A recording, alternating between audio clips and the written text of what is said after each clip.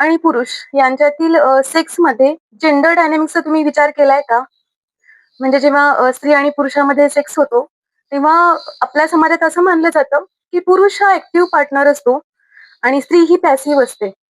मग या कृतीमध्ये पुरुष डॉमिनेट करतो आणि स्त्री हे सगळं करवून घेते किंवा पुरुषाला हवं ते करू देते किंवा पुरुष हा कर्ता असतो, पुरुष हा काहीतरी करणारा असतो आणि स्त्री ही करवून घेणारी असते. म्हणजे स्त्रीचं शरीर हे पुरुषांनी करायच्या कृतीचं एक ठिकाण असतं.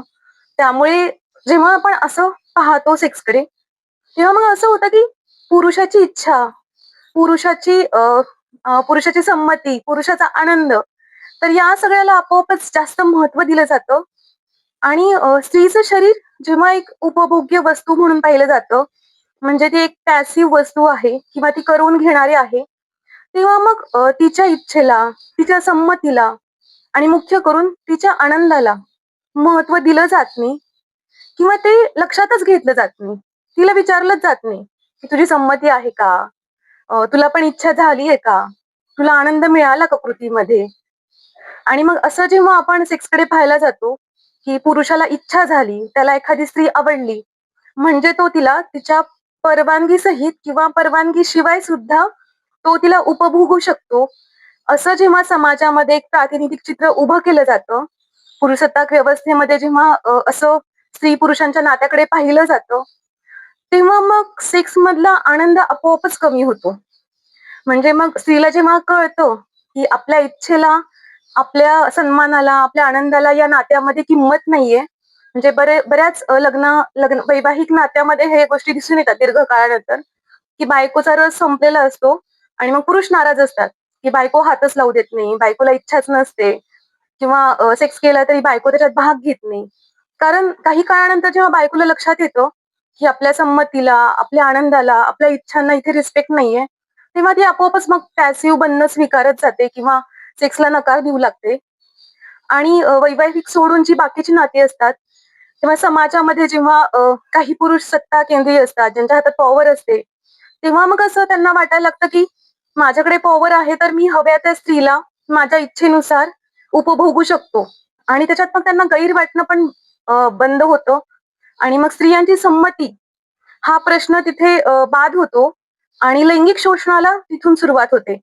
मग आपण पाहतो, की अनेक ठिकाणी नोकरीच्या ठिकाणी स्त्रियांचं लैंगिक शोषण होतं किंवा समाजामध्ये जेव्हा दंगल होते किंवा युद्ध चालू असतं अशा ठिकाणी हमखास स्त्रियांचं लैंगिक शोषण होतं. ज्यांच्या हातात सत्ता आहे अशा लोकांकडून किंवा जेव्हा लैंगिक शोषणाच्या गोष्टी बाहेर येतात, तेव्हा सुद्धा समाजाला तिकडे फार लक्ष देऊ वाटत नाही.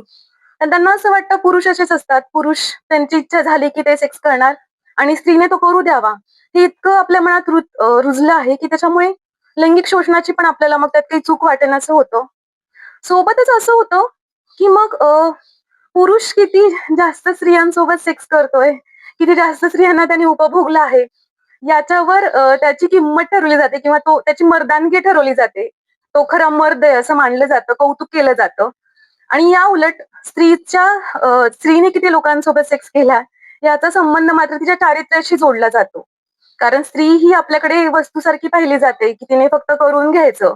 त्यामुळे ती जेव्हा इच्छा व्यक्त करते आणि ती जेव्हा स्वतःच्या मनाने एकापेक्षा जास्त पुरुषांसोबत संबंध ठेवते, तेव्हा ती कशी वाईट चारित्र्याची आहे, तिला रान, रखेल असे वेगवेगळे शब्द वापरले जातात आणि कायमच तिला वाईट चारित्र्याचे ठरवलं जातं. तसे वेगवेगळे परिणाम होतात, की जेव्हा आपण स्त्री-पुरुष नात्याकडे या चुकीच्या दृष्टिकोनातून पाहतो. आणि मग आपोआपच स्त्री-पुरुष नात्यातला आनंद कमी होतो किंवा कारण जेव्हा एक पार्टनर वरती आणि एक पार्टनर खाली असं जेव्हा समीकरण निर्माण होतं, तेव्हा तो केवळ सत्तेचा खेळ असतो. ते नातं नसतं, तो सेक्स नसतो. त्याला सेक्स म्हणतच नाही. त्याला फक्त सत्तेची लालसा म्हणतात, पॉवर डायनॅमिक्स म्हणतात.